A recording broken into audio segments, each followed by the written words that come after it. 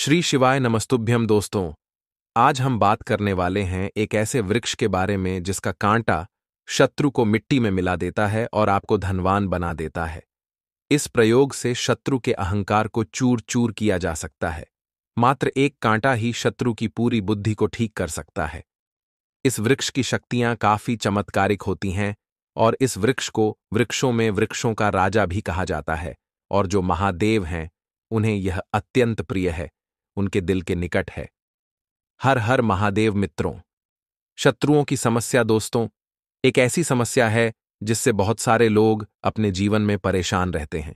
शत्रु भी कई प्रकार के होते हैं जो अलग अलग तरह से हानि पहुंचाते हैं। जब भी किसी व्यक्ति का शत्रु बन जाता है तो वह व्यक्ति केवल इसी बारे में सोचता रहता है कि आखिर इन शत्रुओं से छुटकारा कैसे पाया जाए। पर कुछ वृक्षों की कुछ ऐसी शक्तियां होती हैं और कुछ ऐसी चीजें हैं जैसे कि उनकी जड़, उनके फूल, उनके पत्ते, उनके कांटे। इस प्रकार की सभी चीजों का इस्तेमाल तंत्र शास्त्रों में किया जाता है। दोस्तों, खास करके जब कोई शत्रु बहुत ज्यादा परेशान करता है तो अलग अलग पौधों के अलग अलग अंगों को काम में लिया जाता है। तो आज की इस वीडियो में विस्तार से हम आपको बताएंगे कि शत्रु को सबक सिखाने के लिए कौन से वृक्ष की कौन सी चीज को आपको काम में लेना है। आइए सबसे पहले वीडियो को लाइक करें और कमेंट बॉक्स में लिखें ओम नमः शिवाय, हर हर महादेव। दोस्तों, प्रकृति ने जितने पेड़ पौधे बनाए हैं वे केवल इंसान के लिए ही बनाए गए हैं, जिससे इंसान मुश्किल घड़ी में उनकी सहायता ले सके। अब चाहे शरीर की बीमारी हो या फिर बाहरी जीवन में कोई भी समस्या हो, ये वृक्ष हर प्रकार की समस्याओं में आपकी मदद करने में पूरी तरह सक्षम होते हैं। दोस्तों, आजकल आयुर्वेद की वैल्यू इतनी ज्यादा बढ़ गई है कि बाहरी देशों में भी एलोपैथी दवाओं को छोड़कर आयुर्वेदिक दवाओं का इस्तेमाल किया जाने लगा है, क्योंकि यह पूरी तरह से अंदर से असर करती हैं। इसी प्रकार वृक्षों के इस्तेमाल के बारे में तंत्र शास्त्र में पहले से भी बताया गया है कि बहुत सारे कार्य वृक्षों के माध्यम से ही किए जा सकते हैं। तो आपको बता दें कि जब भी आपको ऐसा लगता है कि शत्रु बहुत ही ज्यादा परेशान कर रहा है तो दोस्तों, बेल वृक्ष आपकी मदद कर सकता है। बेल वृक्ष को तो आपने हमेशा देखा ही होगा। यह भोलेनाथ को अत्यंत प्रिय है। इसके जो पत्ते होते हैं वे भगवान शिव को अति प्रिय होते हैं। शिवलिंग पर भी इन्हें चढ़ाया जाता है।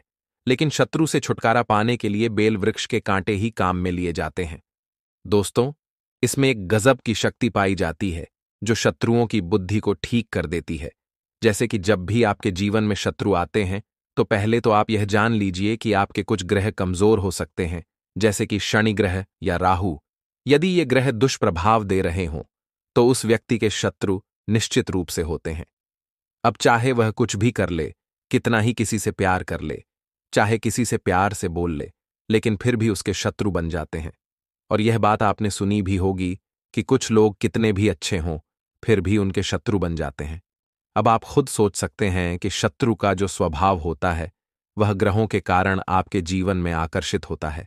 लेकिन बेल वृक्ष के कांटे बड़े से बड़े शत्रु की बुद्धि को समाप्त कर सकते हैं। यह शत्रु की बुद्धि को ठीक कर सकता है। शत्रु से हमेशा छुटकारा पाने के लिए आप बस इन कांटों को सावधानी पूर्वक निकाल कर लाएं, क्योंकि ये बड़े नुकीले होते हैं। दिन के समय में इन्हें निकाल कर लाना चाहिए। दोस्तों, अगर इन कांटों को मंत्र पढ़कर पहन लिया जाए तो यह शत्रु की जीभ को रोक देता है। वह व्यक्ति जो आपको बहुत ज्यादा परेशान करता है वह आपके सामने बोल भी नहीं पाएगा। परेशान करना तो दूर की बात है। दोस्तों, इन्हें पहनने से न केवल शत्रु दूर रहते हैं बल्कि चंद्र ग्रह भी बलवान होता है और कोई शत्रु आप पर कुछ करवा भी नहीं सकता है। इससे हर प्रकार से आपको राहत मिलती है, क्योंकि यह वस्तु भगवान शिव से जुड़ी है। दोस्तों, जिस मनुष्य के शत्रु होते हैं उसका सीधा प्रभाव उसके मानसिक संतुलन पर पड़ता है। यही वजह है कि शत्रु होने से व्यक्ति का दिमाग खराब होने लगता है, क्योंकि राहु केतु के दुष्प्रभाव से ही शत्रु उत्पन्न होते हैं और इसका सीधा प्रभाव चंद्र ग्रह पर पड़ता है। अगर किसी का चंद्र ग्रह बिगड़ जाए तो आप देख सकते हैं कि प्रकृति की जितनी भी चीजें हैं, पशु, पक्षी, वृक्ष, इन सभी पर चांद, सितारे और सूरज का प्रभाव पड़ता है। जब सूर्य निकलता है तो यह जग जाते हैं, जब चंद्रमा निकलता है तो यह सो जाते हैं। इसी प्रकार पशु पक्षियों पर भी इसका प्रभाव पड़ता है। यहां तक कि सूर्य और चंद्रमा का प्रभाव समुद्र और नदियों पर भी पड़ता है।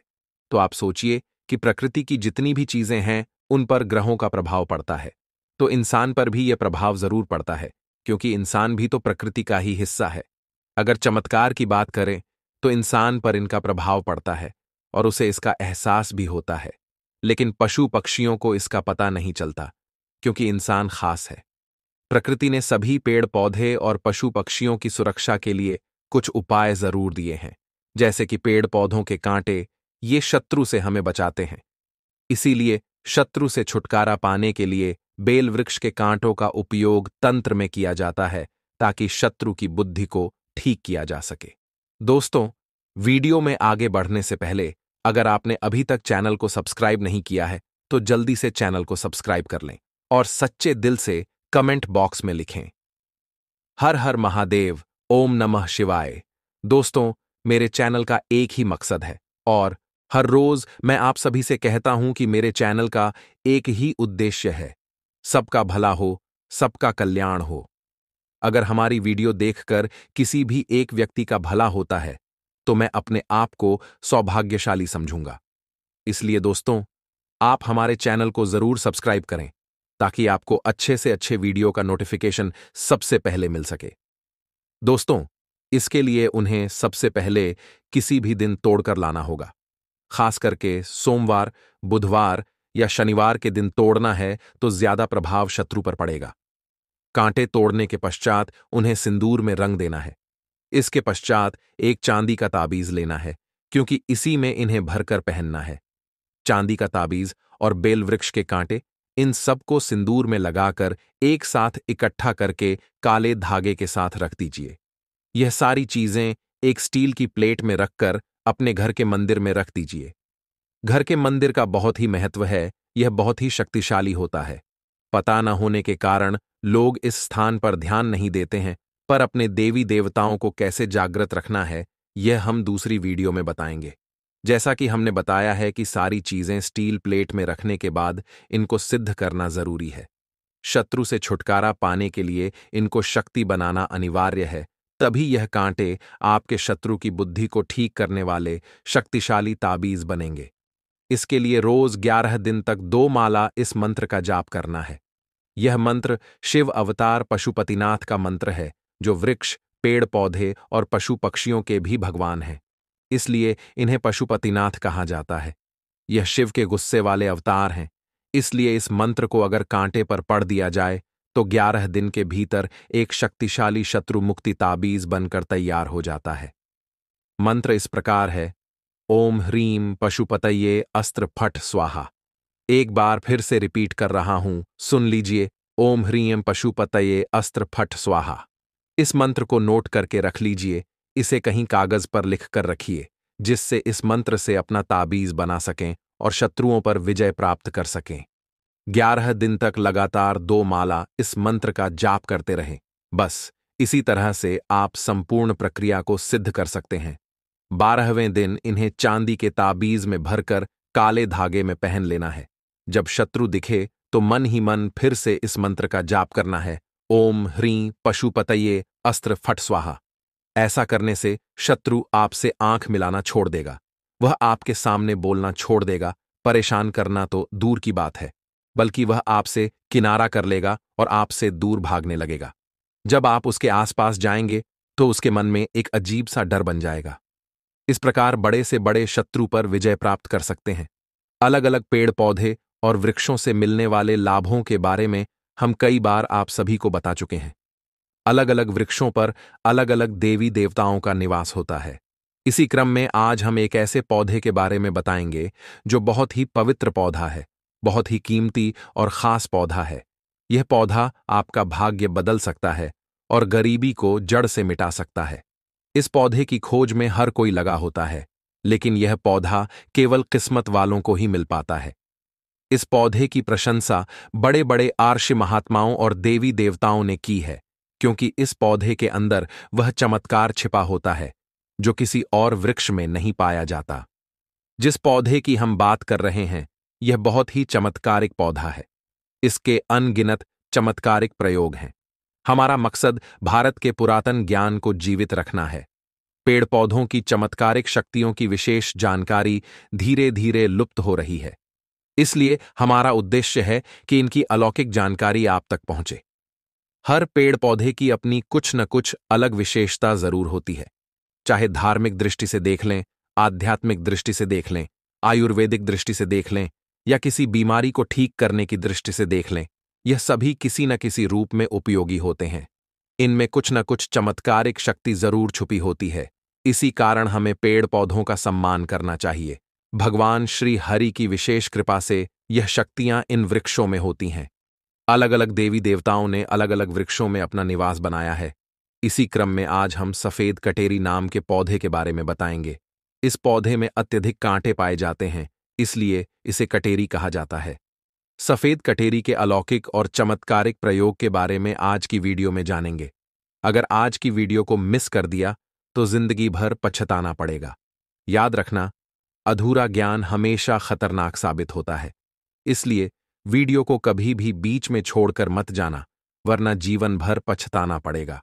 इसकी जड़ में कुछ ऐसी चीजें पाई जाती हैं, इसके अंदर कुछ ऐसे अद्भुत शक्तियां पाई जाती हैं।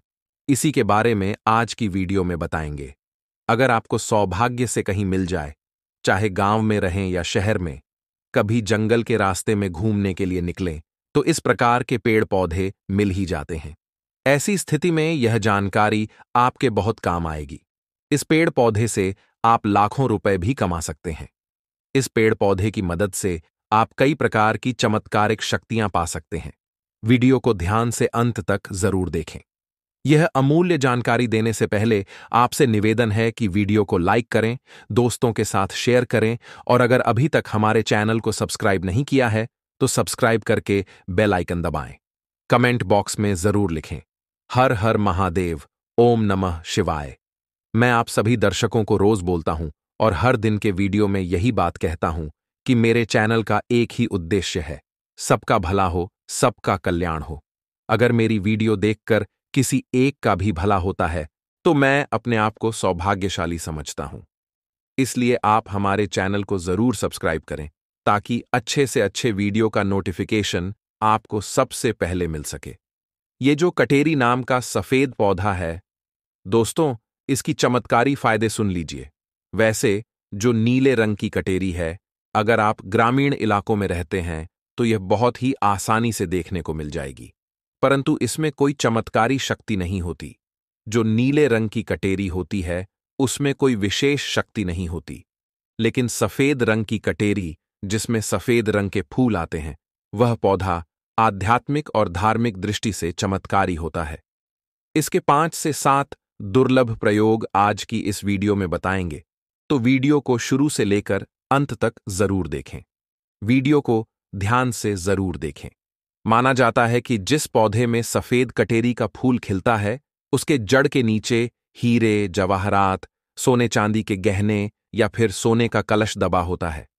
बहुत से लोग ऐसे दुर्लभ वस्तुएं प्राप्त कर चुके हैं। हर सफेद कटेरी पौधे के नीचे धन गड़ा होता है। जिस कटेरी में सफेद रंग के फूल लगे होते हैं, समझ जाइए कि उसके नीचे जमीन में निश्चित रूप से दबा हुआ धन है। वहां पर खुदाई जरूर करें, क्योंकि आपको जमीन में दबा हुआ धन प्राप्त हो सकता है, लेकिन यह 3 में से किसी एक जगह पर होना चाहिए। नंबर 1, शमशान में उगे हुए सफेद कटेरी। सफेद कटेरी शमशान में उगती है तो इस पौधे के नीचे बहुत अधिक धन मिलने की संभावना रहती है। नंबर 2, मंदिर के पास उगी सफेद कटेरी। मंदिर के आसपास उगने वाली सफेद कटेरी के नीचे भी दबा हुआ धन हो सकता है। नंबर 3, जंगल में उगी हुई सफेद कटेरी। जंगल में उगी हुई सफेद कटेरी के नीचे भी गड़ा हुआ धन मिल सकता है। अब जानते हैं इसके कुछ और चमत्कारी प्रयोग। अगर केवल एक सफेद कटेरी का पुष्प माता लक्ष्मी को शुक्रवार के दिन उनके बीज मंत्र का जाप करते हुए चढ़ा दिया जाए तो माता लक्ष्मी तुरंत प्रसन्न हो जाती है। लक्ष्मी के प्रसन्न होने के कारण आप समझ सकते हैं कि आपकी सभी परेशानियां, गरीबी, कर्ज, रोग दोष, सभी प्रकार की बाधाएं दूर हो जाएंगी।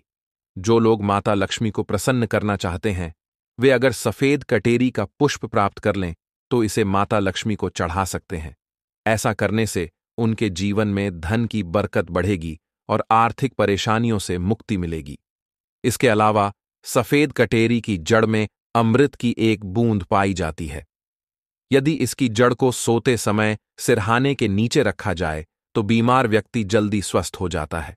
जो व्यक्ति लंबे समय से बीमार पड़ा हो, जो बिस्तर से उठने में असमर्थ हो, वह भी इस उपाय से ठीक होकर चलने फिरने में सक्षम हो सकता है।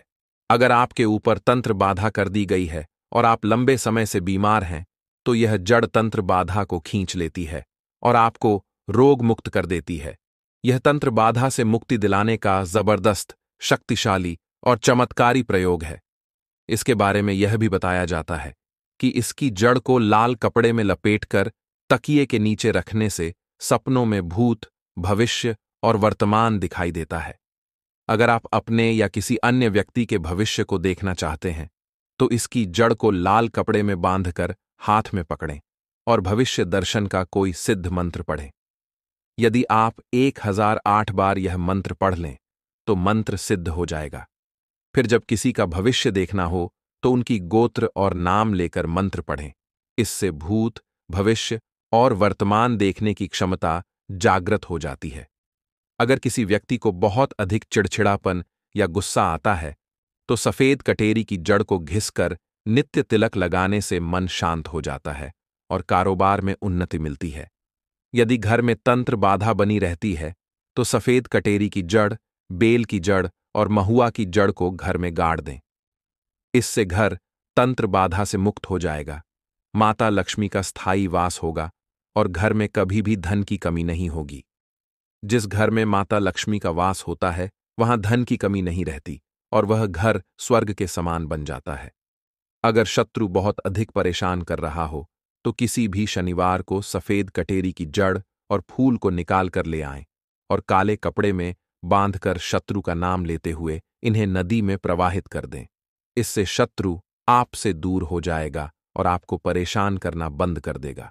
आयुर्वेद के अनुसार सफेद कटेरी के बीज को पीसकर दांतों पर लगाने से दांतों का दर्द दूर हो जाता है। यदि सफेद कटेरी के बीज का धुआं मुंह में लिया जाए और फिर बाहर निकाल दिया जाए, तो दांत में लगे कीड़े समाप्त हो जाते हैं।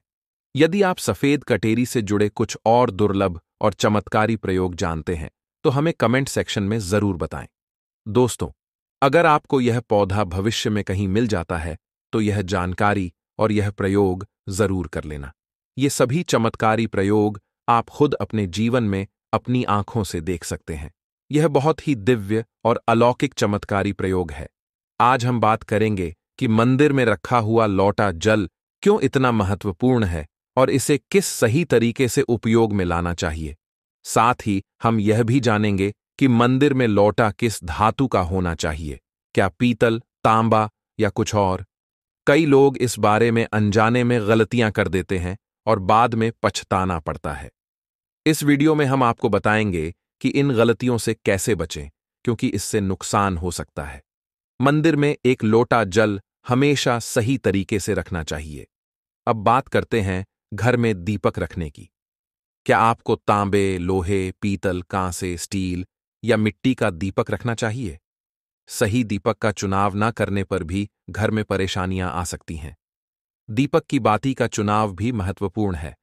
क्या कच्चा कलावा ठीक है या फिर रुई या सूती धागा सही रहेगा? इन छोटी छोटी बातों की अनदेखी से पितृदोष, ग्रह दोष, कालसर्प दोष या गरीबी जैसी समस्याएं हो सकती हैं। अगर आप इस वीडियो को बीच में छोड़ने का सोच रहे हैं, तो छोड़ सकते हैं, लेकिन कृपया ध्यान रखें कि यदि आप लक्ष्मी माता का अपमान करते हैं, तो यह आपके लिए शुभ नहीं रहेगा। अब बहुत से लोग यह सवाल पूछते हैं कि मुख्य द्वार पर जल छिड़कने का सही समय और तरीका क्या है? क्या इसे स्नान के बाद करना चाहिए या बिना स्नान के भी किया जा सकता है? क्या झाड़ू लगाने से पहले जल छिड़कना चाहिए या बाद में? एक और सवाल जो अक्सर पूछा जाता है वह है, क्या पीरियड्स के दौरान मुख्य द्वार पर जल छिड़क सकते हैं या दीपदान कर सकते हैं? और जब मुख्य द्वार पर जल छिड़कें, तो इसे अंदर की तरफ से करें या बाहर की तरफ से? फ्लैट या किराए के घर में रहने वाले लोग भी पूछते हैं कि मुख्य द्वार पर दीपदान और जल छिड़कने का सही तरीका क्या है। आज का वीडियो इन्हीं सवालों के जवाब पर आधारित है। सबसे पहले हम यह जानेंगे कि घर के बाहर और अंदर दीपक जलाने के क्या फायदे हैं। खासकर घर के बाहर दीपक जलाने के 5 बड़े फायदे जो आपको चौंका सकते हैं। भगवान की पूजा में दीपक जलाने का महत्व तो सभी जानते हैं। हिंदू धर्म में देसी घी या सरसों के तेल का दीपक जलाना बेहद शुभ माना जाता है और तिल के तेल का दीपक भी जलाया जाता है। लेकिन भगवान के सामने दीप जलाना केवल पूजा का एक तरीका नहीं है, बल्कि घर के अंदर और बाहर दीप जलाने से कई लाभ मिलते हैं। दीपक जलाने से न केवल सकारात्मक ऊर्जा उत्पन्न होती है, बल्कि इसके 5 बड़े लाभ भी होते हैं। नंबर 1, पृथ्वी से अंधकार दूर होता है। न केवल घर का अंधकार दूर होता है, बल्कि यह नकारात्मक ऊर्जा को भी बाहर निकालता है। जहां दीपक जलता है, वहां सकारात्मक ऊर्जा का वास होता है और स्वाभाविक रूप से जहां सकारात्मक ऊर्जा होती है, वहां भगवान का वास भी होता है। इसलिए शाम होने से पहले दीपक जलाना शुभ माना जाता है। नंबर 2, दीपक जलाने का वैज्ञानिक लाभ। जब घर में शुद्ध घी या सरसों के तेल का दीपक जलता है, तो उसके धुएं से घर का माहौल सात्विक हो जाता है। यह धुआं हानिकारक कणों को नष्ट करता है और वातावरण को शुद्ध बनाता है। नंबर 3, सुख समृद्धि का वास। जिस घर में भगवान के सामने दीप जलाया जाता है, वहां माता लक्ष्मी की कृपा बनी रहती है। दीपक को पूर्व दिशा में रखने से व्यक्ति दीर्घायु होता है और उत्तर दिशा में रखने से धन संपन्नता बढ़ती है। नंबर 4, बीमारियों को दूर भगाने में मदद। घर में दीपक जलाने से बीमारियां आसपास नहीं भटकती। परिवार के सभी सदस्यों को स्वास्थ्य लाभ मिलता है। खासकर अगर दीपक के साथ एक लौंग भी जला दी जाए, तो इसका असर 2 गुना हो जाता है। नंबर 5, शुभ शक्तियों को आकर्षित करना। सनातन धर्म के अनुसार जिस घर में सुबह शाम दीप जलाया जाता है, वहां कभी अंधकार नहीं रहता। ऐसा घर शुभ शक्तियों को आकर्षित करता है। जलता हुआ दीपक शुभ शक्तियों को चुंबक की तरह खींचता है, जो घर के लिए अत्यंत लाभकारी होता है। अब जानते हैं कि मुख्य द्वार पर जल छिड़कने का सही समय और विधि क्या है। अगर आप मुख्य द्वार पर जल चढ़ाते हैं, तो ध्यान रखें कि जल को रात में सोने से पहले एक पात्र में भरकर रखना चाहिए। आप कोई भी पात्र ले सकते हैं, जैसे तांबे, पीतल, स्टील या चांदी का। यदि गंगा जल उपलब्ध हो, तो उसमें थोड़ी मात्रा में डालें और फिर शुद्ध जल से पात्र को भर दें। यदि गंगा जल नहीं है, तो केवल शुद्ध जल भी पर्याप्त है। इस जल से भरे पात्र को अपने घर की रसोई में रख दीजिए। सुबह उठकर इस जल का छिड़काव अपने घर के मुख्य द्वार पर करें। मुख्य द्वार पर सुबह सबसे पहले छिड़का गया जल घर की सभी समस्याओं को दूर करता है। यदि आप नकारात्मक ऊर्जा, मानसिक परेशानी, आर्थिक तंगी या वास्तु दोष से परेशान हैं, तो यह उपाय आपकी मदद करेगा। रसोई में रखा जल मुख्य द्वार पर छिड़कने से घर की परेशानियां समाप्त हो सकती हैं। यह उपाय न केवल वास्तु दोष और पितृदोष को समाप्त करता है, बल्कि तंत्र मंत्र या बुरी नजर के प्रभाव को भी खत्म करने में सहायक है। इस उपाय को नियमित रूप से करने से घर में सुख समृद्धि बनी रहती है और बीमारियों से भी मुक्ति मिलती है। आपको यह जल सूर्योदय से पहले मुख्य द्वार पर छिड़कना चाहिए। यदि सूर्योदय के बाद आप मुख्य द्वार को अन्य जल से धोना चाहें, तो कोई समस्या नहीं है, लेकिन यह विशेष जल सूर्योदय से पहले ही छिड़क दिया जाना चाहिए। अब कई लोग पूछते हैं कि क्या जल छिड़कने से पहले स्नान करना जरूरी है? जो जल हम सुबह मुख्य द्वार पर छिड़कते हैं, वह एक महत्वपूर्ण उपाय है। इसे स्नान करने के बाद करना आवश्यक नहीं है। सुबह जल्दी उठें, सबसे पहले रसोई में जाएं और पहले से रखे जल को लेकर मुख्य द्वार पर जाएं। मुख्य द्वार खोलें और इस जल का छिड़काव करें। जल छिड़कते समय अपने पितरों और मां लक्ष्मी का ध्यान जरूर करें। ऐसा कहा जाता है कि सुबह सुबह मां लक्ष्मी हर घर के द्वार पर आती हैं। जिन घरों के द्वार खुले होते हैं और जहां जल का छिड़काव किया जाता है, वहां मां लक्ष्मी प्रवेश करती हैं। जल छिड़कते समय अपने मन में मां लक्ष्मी से प्रार्थना करें, हे मां लक्ष्मी, कृपया मेरे घर में प्रवेश करें, मैं आपका स्वागत करने के लिए तैयार हूं। इसके बाद पितरों का ध्यान करें, क्योंकि घर की दहलीज को पितरों का वास स्थान माना जाता है। जब आप दहलीज पर जल छिड़कते हैं, तो पितर प्रसन्न होते हैं और उनका आशीर्वाद प्राप्त होता है। स्नान करने की आवश्यकता नहीं है। बिना स्नान किए भी यह कार्य किया जा सकता है। अब आपके अगले प्रश्न की बात करें कि जल का छिड़काव झाड़ू लगाने के बाद करना चाहिए या पहले? तो इसका उत्तर यह है कि सुबह उठने के बाद सबसे पहला कार्य जल का छिड़काव करना चाहिए। इसके बाद आप झाड़ू लगा सकते हैं। सुबह उठते ही सबसे पहले बिस्तर पर बैठकर अपने दोनों हथेलियों को देखें और मां लक्ष्मी का ध्यान करें। यदि चाहें तो निम्न मंत्र का उच्चारण कर सकते हैं। कराग्रे वसते लक्ष्मीय कर मध्य सरस्वती, करमूले तु गोविंद प्रभाते कर दर्शनम। फिर दोनों हाथ जोड़कर देवी देवताओं को प्रणाम करें। इसके बाद हाथ से धरती को स्पर्श कर प्रणाम करें और धीरे से अपना दाहिना पैर जमीन पर रखें। फिर रसोई में जाकर जल लें और मुख्य द्वार पर जल छिड़कें। जल छिड़कते समय मां लक्ष्मी और पितरों का ध्यान अवश्य करें। इसके बाद आप अपनी दिनचर्या जैसे झाड़ू लगाना, स्नान करना आदि कर सकते हैं। अब कुछ लोगों का यह सवाल होता है कि क्या जल छिड़कने के बाद मुख्य द्वार की सफाई की जा सकती है? तो हां, आप ऐसा कर सकते हैं। पहले रसोई में रखा जल मुख्य द्वार पर छिड़क दें। इसके बाद अतिरिक्त पानी लेकर मुख्य द्वार की अच्छे से सफाई कर सकते हैं। कुछ लोग पूछते हैं कि अगर वे फ्लैट या किराए के कमरे में रहते हैं तो जल का छिड़काव और दीपदान कहां करें? इसका उत्तर यह है कि जहां आपका मुख्य द्वार हो, यानी जिस दरवाजे पर आपका नाम लिखा हो या नेम प्लेट लगी हो, वहां जल छिड़कें और दीपदान करें। अगर आपके पास एक ही कमरा है तो कमरे के दरवाजे को ही मुख्य द्वार मानें और वहीं यह उपाय करें।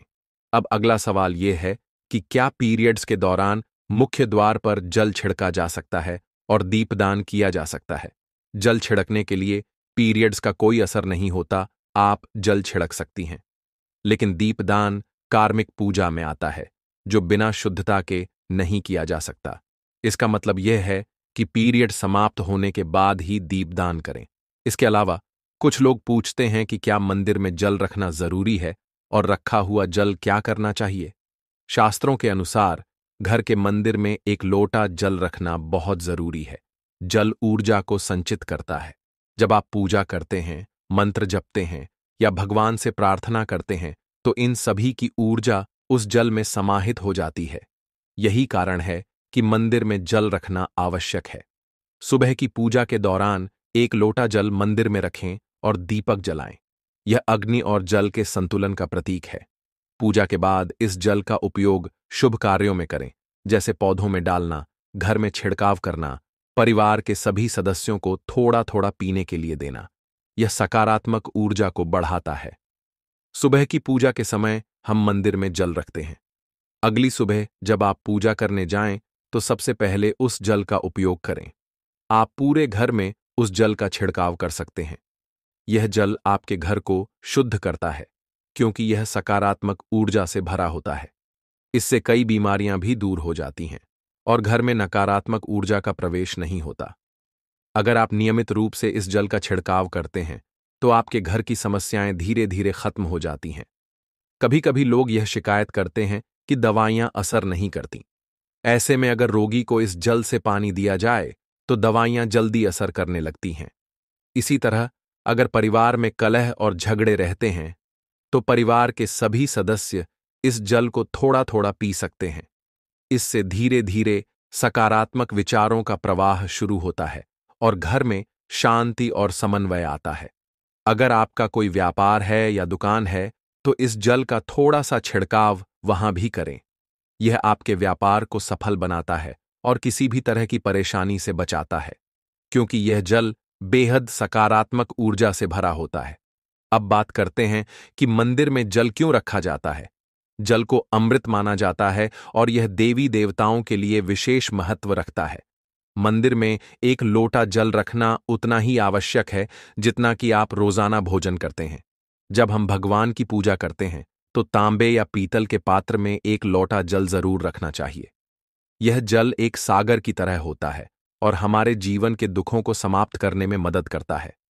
यदि कोई व्यक्ति भगवान को रोजाना भोजन नहीं चढ़ा सकता तो वह मंदिर में एक लोटा जल रख सकता है, जिससे उसकी पूजा पूरी मानी जाएगी। मंदिर में रखा जल अगले दिन सुबह प्रसाद के रूप में ग्रहण करें। लेकिन याद रखें, मंदिर में रखा जल कभी भी तुलसी को अर्पित नहीं करना चाहिए, क्योंकि यह जल सभी देवी देवता ग्रहण करते हैं। हाँ, अगर आपके घर में लड्डू गोपाल या राधा कृष्ण हैं और आप एक लोटा जल उनके लिए अर्पित करते हैं, तो अगले दिन सुबह वह जल तुलसी में चढ़ा सकते हैं। मंदिर में रखा जल अगले दिन अपनी आंखों को धोने के लिए प्रयोग करें। इससे आंखों की रोशनी बढ़ती है और आंखों की बीमारियां दूर होती हैं। शास्त्रों के अनुसार जो लोग मंदिर में एक लोटा जल भरकर नहीं रखते, उनके घर में अकाल पड़ जाता है, घर की स्थिति खराब हो जाती है, परिवार में मुसीबतें आती हैं और गरीबी का सामना करना पड़ता है। आप चाहें तो एक लोटा जल में फूल आदि डालकर रख सकते हैं, जो बहुत शुभ माना जाता है। मंदिर में रखा जल का एक और उपयोग यह है कि इसे घर की रसोई में खाना बनाने या पीने में भी प्रयोग कर सकते हैं। लेकिन यह जल तभी इस्तेमाल करें जब आपके घर में सात्विक भोजन बनता हो। अगर लहसुन या प्याज का इस्तेमाल होता है, तो इस जल का प्रयोग खाना बनाने में नहीं करें। मंत्रों से अभिमंत्रित जल बहुत शक्तिशाली होता है और हमारे घर के मंदिर में रखा जल देवताओं का आशीर्वाद होता है, क्योंकि वह हमेशा देवताओं के पास होता है। इस जल में सभी सकारात्मक शक्तियां समाहित होती हैं और अगर हम इसका सही प्रयोग करें तो यह हमारे जीवन में सकारात्मक परिवर्तन ला सकता है। मतलब यह कि अगर हम रोजाना इस जल का सही तरीके से उपयोग करें, पीने में, खाने में, घर में छिड़काव करने में, तिजोरी या व्यापार स्थल पर छिड़कने में, तो हमारी सभी समस्याओं का समाधान हो सकता है। अगर कोई भी कार्य नियमित रूप से किया जाए तो उसका लाभ जरूर मिलता है। नियम बनाकर करें और चमत्कारी लाभ देखें, लेकिन इसे अपने रूटीन में शामिल करना होगा और प्रतिदिन नियम से यह कार्य करना होगा, तभी आपको लाभ मिलेगा। कई लोगों के सवाल होते हैं कि मंदिर में रखा जल जब हम अगले दिन उठाते हैं तो उसमें कभी कभी कीड़े मकोड़े पड़ जाते हैं, तो क्या हम उसे ढक सकते हैं? हाँ, आप उसे पूजा के बाद किसी प्लेट या कटोरी से ढक सकते हैं। जब आप अगले दिन उस जल को उठाएंगे तो वह बिल्कुल शुद्ध और साफ सुथरा होगा। आप इस जल का प्रयोग किसी भी कार्य में कर सकते हैं। जब भी आप घर के मुख्य द्वार पर जल छिड़काव करें तो गणेश जी का मंत्र ओम गणपतये नमः जरूर बोलें और जो हमने आपको वीडियो में बताया है उसे ध्यान से समझकर अपने घर के मुख्य द्वार पर जल का छिड़काव करें। अब जानते हैं कि दीपक किस पदार्थ का होना चाहिए, लोहे का, तांबे का, पीतल का, कांसे का, स्टील का या मिट्टी का। आखिर घर में कौन सा दीपक रखना शुभ माना जाता है? अगर गलती से भी घर में गलत पदार्थ का दीपक रखा गया तो पूरा घर अस्त व्यस्त हो जाएगा, कंगाल हो जाएगा और बर्बाद हो जाएगा। स्टील के दीपक में पूजा करने से घर में शनि को नाराज किया जाता है। लोहे के दीपक से भी पूजा नहीं करनी चाहिए, क्योंकि इससे घर में गरीबी आ जाती है। बाजार में लुभाने के लिए कांच के दीपक भी आ गए हैं, लेकिन गलती से भी घर में कांच का दीपक न लाएं, नहीं तो राहु केतु आपके घर में प्रवेश कर सकते हैं और घर बर्बाद हो सकता है। कांच का दीपक शनि और राहु को नाराज करता है। तांबे, पीतल और मिट्टी के दीपक धन की देवी लक्ष्मी को आकर्षित करते हैं। घर में कोई भी अन्य प्रकार का दीपक लाना सही नहीं माना जाता। पीतल और मिट्टी के दीपक को शुभ और मंगलकारी माना जाता है, क्योंकि यह शनि और राहु केतु को प्रसन्न रखता है। साथ ही मंगल ग्रह का भी असर कम करता है। कच्चा कलावा और रुई से जलने वाला दीपक सर्वोत्तम होता है। जो लोग सूती धागे से हाथ पर बांधने वाली बाती तैयार करते हैं, उनके घर में समस्याएं और गरीबी आ सकती हैं। रुई और कच्चा कलावा का दीपक ही शुभ माना जाता है। अब जानते हैं कि मंदिर में घंटी क्यों बजाई जाती है। शंकर के मंदिर में घंटी बजाने का उद्देश्य क्या है? ताली क्यों बजाई जाती है? शास्त्रों के अनुसार जब भी आप मंदिर या घर में घंटी बजाते हैं तो शिव महापुराण, लिंग पुराण और विष्णु पुराण में कहा गया है कि घंटी का नाद करते ही जितने तीर्थ हैं, साधक जो साधना कर रहे हैं, जप और तप हो रहे हैं, जितने दान किए जा रहे हैं, उन सभी पुण्यों का फल उस समय आपके खाते में जमा हो जाता है। अब मंदिर में ताली बजाने का महत्व भी समझें। जब लोग भजन कर रहे होते हैं, साधना में होते हैं, अभिषेक कर रहे होते हैं या पूजा में व्यस्त होते हैं, तो 3 बार ताली बजाने से उनका पूरा पुण्य हमारे खाते में आ जाता है, जिससे हमारा भाग्य उज्ज्वल हो जाता है। एक महत्वपूर्ण बात यह है कि घर में गरुड़ घंटी का नाद करना बेहद शुभ माना जाता है, मगर बच्चों को खेल के तौर पर घंटी नहीं दी जाती। क्योंकि घंटी का नाद करते समय सभी का पुण्य हमारे खाते में आ जाता है। इसलिए घंटी का नाद केवल पूजा और भजन के समय ही करना चाहिए। इसे खेल खिलौने के रूप में न लें। मंदिर में घंटी बजाने का तरीका भी महत्वपूर्ण है। इसे हमेशा प्रेम और श्रद्धा से बजाना चाहिए, ना कि जोर जोर से। कई बार लोग मंदिर का पट बंद होने के बाद भी घंटी बजा देते हैं, जिससे पाप लगता है। अगर भगवान मंदिर में विश्राम कर रहे हैं तो उस समय घंटी बजाना घोर पाप माना जाता है। मंदिर बंद होने पर घंटी को रस्सी से बांध दिया जाता है ताकि वह न बजे। घंटी बजाने का सबसे शुभ समय सुबह 4 बजे से लेकर 11 बजे तक होता है, क्योंकि यह समय अत्यंत मंगलकारी होता है। इसके अलावा शाम 6 बजे से रात 11 बजे से पहले भी घंटी बजाई जा सकती है। रात 12 बजे के बाद मंदिर के पट बंद कर दिए जाते हैं और देवी देवता विश्राम करते हैं। इस समय घंटी बजाना पुण्य के बजाय पाप का कारण बन सकता है। आज की जानकारी आपको कैसी लगी? कृपया कमेंट करके हमें बताएं।